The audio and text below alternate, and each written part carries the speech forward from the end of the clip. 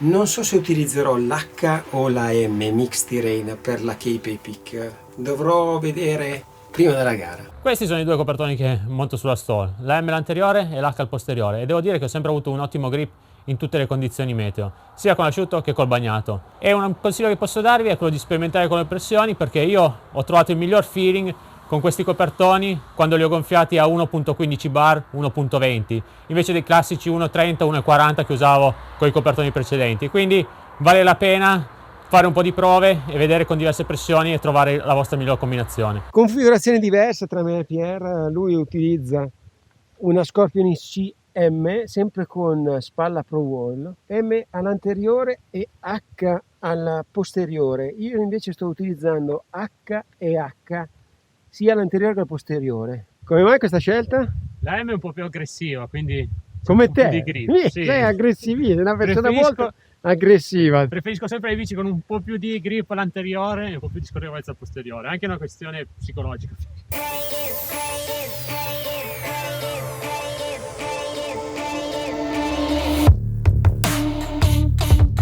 Permesso. Avanti, avanti. Ciao Stefano, piacere. Samuele. Ciao Samuele, piacere. Valeria, piacere. Ciao Valeria, piacere. Ah, che bell'ondine di gomme. Esatto. La lettera è l'iniziale di Mixed Condition, Mixed Terrain per la M, quindi terreno misto, il classico all round. Sì, sì, sì. Soft Terrain S, Sì. terreno morbido, indipendentemente che sia asciutto o bagnato. Faccio sempre l'esempio: se è bagnato è fango, se è asciutto è sabbia o terra molle comunque. E R è rear specifico. E vabbè, di là H è hardpack, terreni compatti. È la dimensione e la spaziatura dei tasselli che cambia.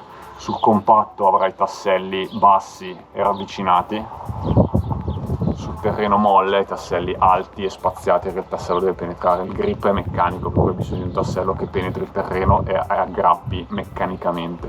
E c'è una rear e front anche per l'H? No, allora, questa è una buona domanda che avrei anticipato. La rear è in aggiunta, diciamo, tutti i battistrada possono essere montati davanti e dietro. La rear nasce come abbinata solo per il posteriore, però tanti pensano che siccome c'è la rear le altre sono solo front. No, le altre te le puoi montare tranquillamente H e H, o mixare M davanti e H dietro, o fare M ed R, S ed R, puoi mixarle come vuoi in base alle caratteristiche tue e del terreno.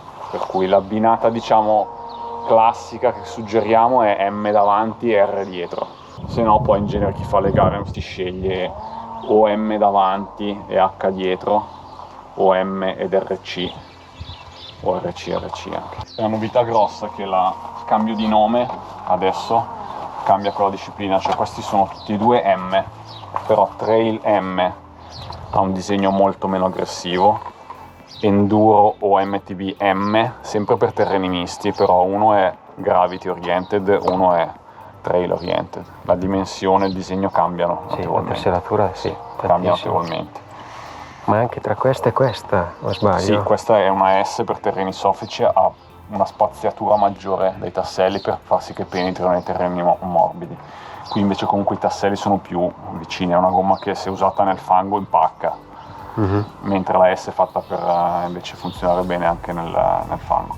Però diciamo che la cosa da iniziare a imparare bene è che a parità di nome, quindi terreni misti M, terreni misti M, tra trail cross country e enduro IMTB l'aggressività del disegno cambia parecchio.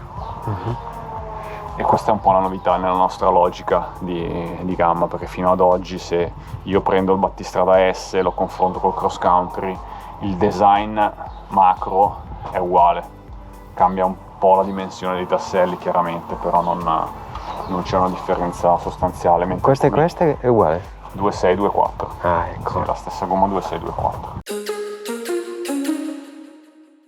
2.4. Portiamo un po' di aggiornamenti della gamma mountain bike.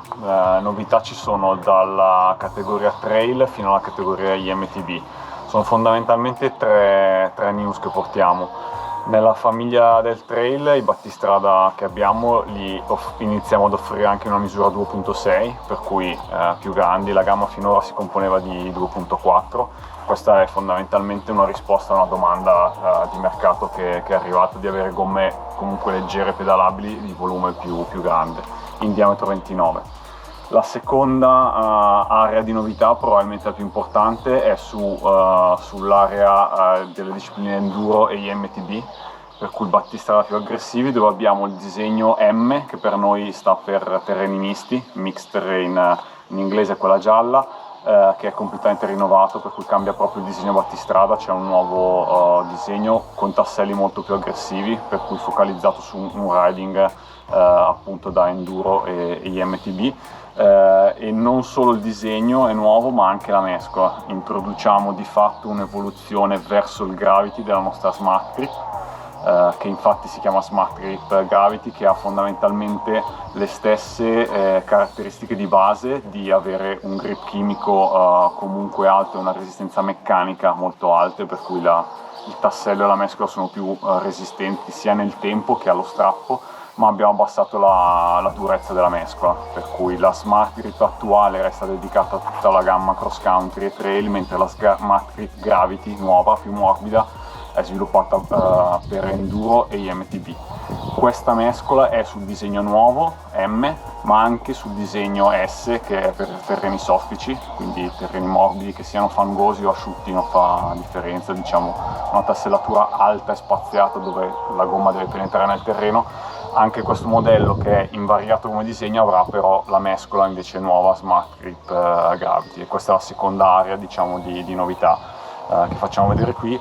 E poi c'è una aggiunta di carcasse sempre nella categoria enduro, per cui fino ad oggi noi nell'enduro avevamo solo la scelta della costruzione che chiamiamo hardwall, che è quella con un rinforzo di tela che va da tallone a tallone, e gli inserti di gomma sopra i cerchietti per prevenire pizzicature. Questa era l'unica opzione fino ad oggi disponibile. Nell'enduro iniziamo ad aggiungere le versioni invece più leggere, con solo le protezioni sui fianchi, che nel nostro caso si chiamano Pro Wall, e che erano disponibili solo fino alla categoria trail e cross country fino ad oggi, e con questa round di novità invece iniziamo a offrire anche nei battistrada enduro, per cui per esempio il modello nuovo M, che è la novità un po' più rilevante, oltre ad avere il disegno nuovo, mescola nuova, avrà anche la doppia scelta di una carcassa più rinforzata hardwall o più pedalabile per la nuova categoria, fondamentalmente, che viene chiamata da alcuni down country, diciamo comunque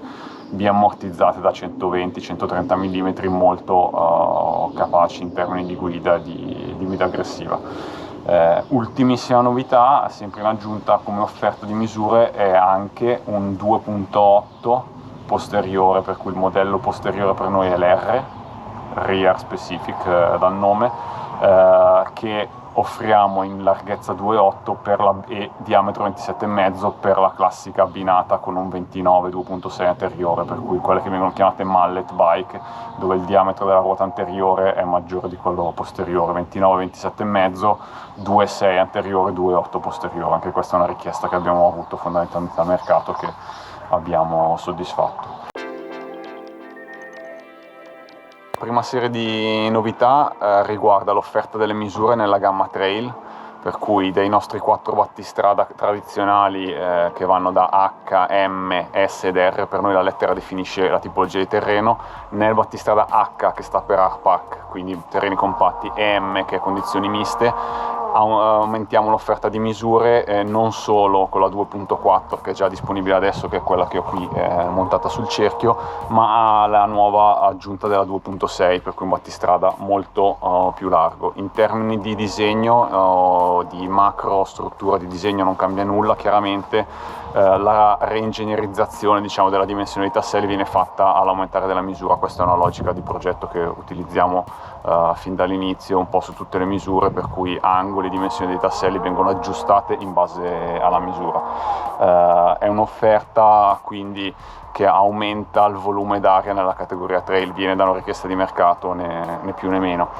Un particolare tecnico da ricordare solamente è il cerchio di riferimento su cui le gomme vengono sviluppate. È importante per poi far sì che un consumatore acquisti la gomma della misura corretta.